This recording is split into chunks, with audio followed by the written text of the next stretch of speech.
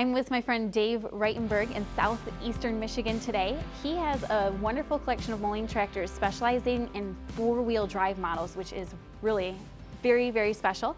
We're standing next to his 504 and 604. Dave, can you tell me how these models are similar and how they're different? Both tractors share the same powertrain, transmission, driveline combination, with the exception of the four-wheel drive system. The M504 came out in 1962, and it utilized an Elwood manufactured four-wheel drive front axle and transfer case and driveline. That was purchased from Elwood Manufacturing and basically fabricated onto the tractors on the assembly line at Minneapolis Moline.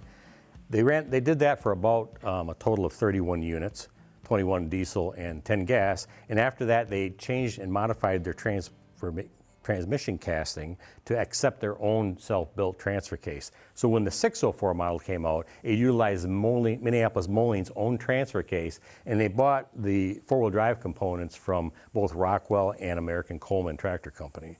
So that another main difference is the Elwood was a full-time four-wheel drive.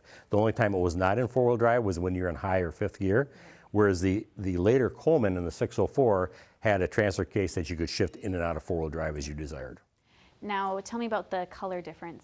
Okay, so the color on the 504, this was a Diana Brown in Prairie Gold. There was actually 3 different variants of Prairie Gold. This was the final variant of Prairie Gold, and that's what was used until 1962 on the 504s. In 1963s, they maintained the same Diana Brown shade for the chassis, but they went to a brighter yellow color that you can see on the 604, and they continue that yellow color for the rest of Minneapolis Moline production. Okay. Did you restore both of these models? I did. They were both in very rough shape when I purchased them. Okay. Now, I noticed there's a dealer sticker on there. Yes. What's the significance of that? So that dealer sticker says Glenn Cotton and Son.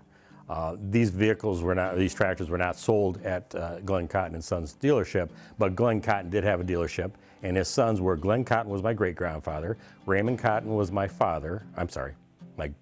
grandfather, okay, and Don Cotton was my uncle. So my mother was a Cotton, so these 3 gentlemen were all relatives. Sure, and they're well known in the Moline community. Yeah, my uncle Don, who recently passed away, unfortunately, was well known in the Minneapolis Moline community, and the Cottons have a large collection up north also. Sure, thanks for showing us your tractors. Thank you.